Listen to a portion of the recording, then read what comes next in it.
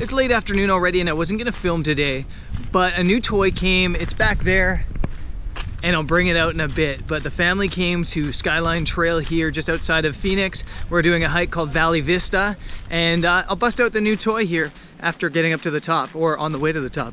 Let's go.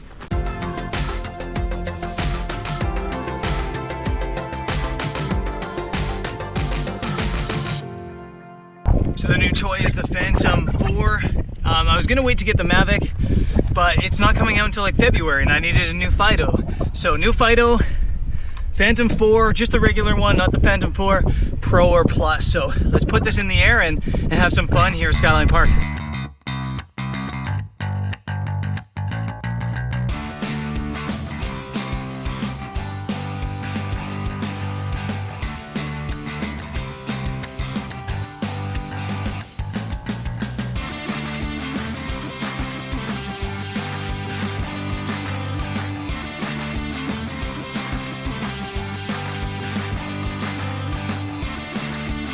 Flight number 1 is done, very smooth. Even though it's pretty windy here, the flight was really smooth. I'm really stoked with how it flew on its first flight.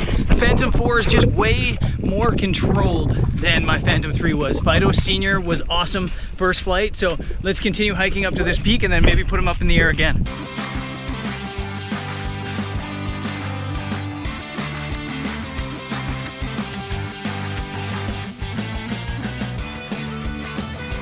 We made it to the summit and it's windy up here, so we'll see how Fido handles the wind. I know the GoPro is probably not handling it well. I should have brought the Sony and the gimbal up here on today's hike, but I was being lazy today, which is the risk with the GoPro. But let's put Fido up in the air and hope the wind doesn't knock it down.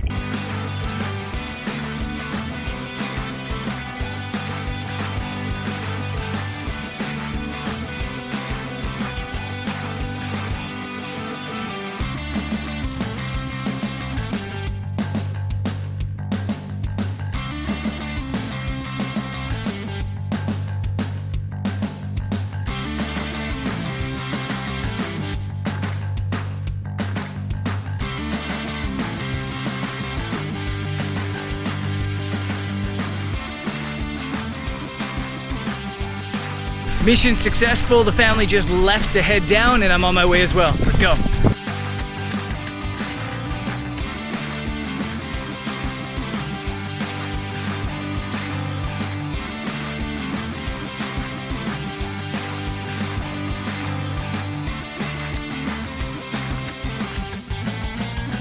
I'm so excited to have a new drone. So stoked to get the new Fido out in the world filming all these cool places. Love, love, love having a drone. This episode's over from the vlog standpoint, but I'm gonna do a Q&A. So if you guys aren't really interested in a Q&A about the drone, because that's what it's gonna be, then you can leave. I'm not gonna have my feelings hurt. You guys can move on and I'll see you guys tomorrow on another vlog.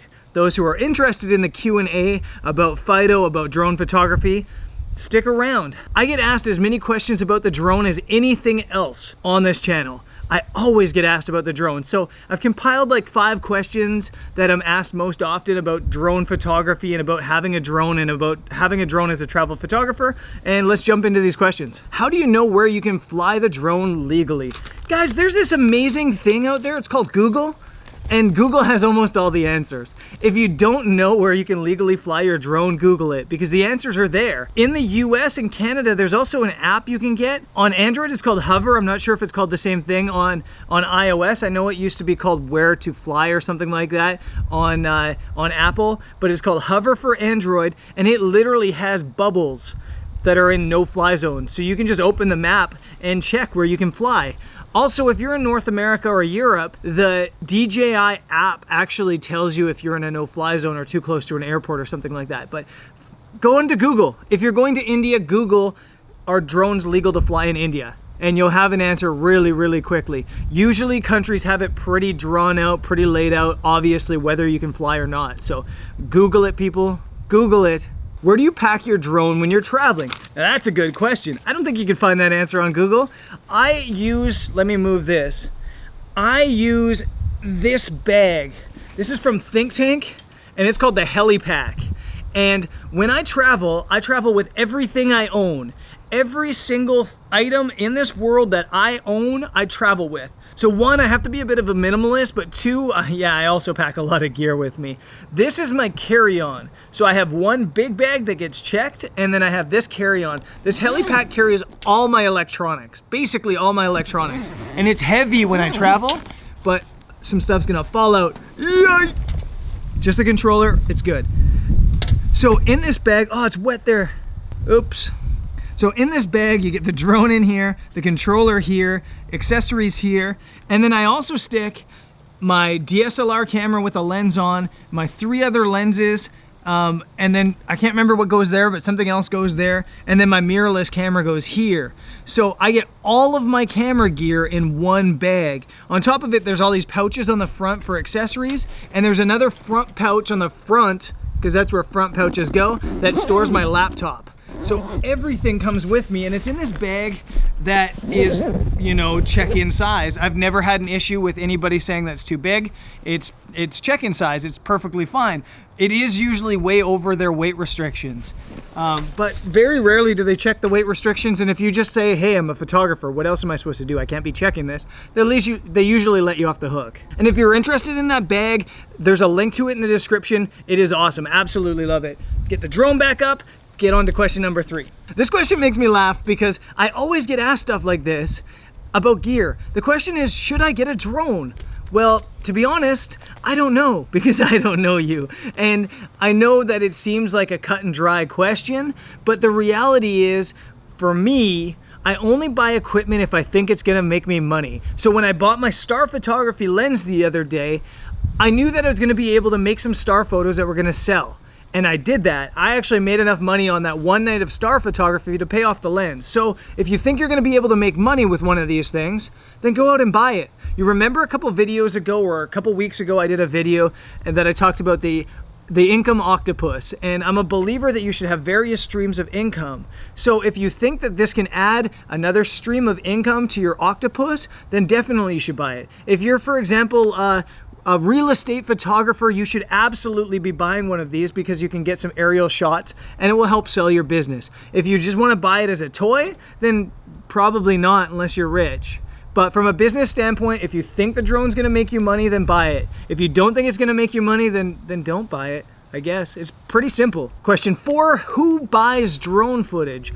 A lot of people. You'd be surprised how much of a demand there is for drone footage. Who's buying drone footage? I mentioned real estate. Photographers are selling a lot of drone footage and drone photos. Tourism boards obviously love drone footage. There's a lot of people that are buying drone footage, and you just kind of have to think outside the box. It's the same way with regular photography. You got to think about who can benefit from seeing visuals from above, and there's a lot of people, and since it's still a bit of a specialty, I think it's still selling really well as long as you can find the right people to sell it to. The last question is, which drone should I get? And the answer to that's gonna vary for everybody. It even varies for me and another travel photographer. And it just depends on what you want or what you need out of your drone. If you're using your drone just for vlog purposes, just for vlogging, then something like the Mavic would be amazing because it's compact and small. Or even one of the smaller, older DJI Phantom 3s, like the standard, that was quite cheap because you don't need the 4K footage.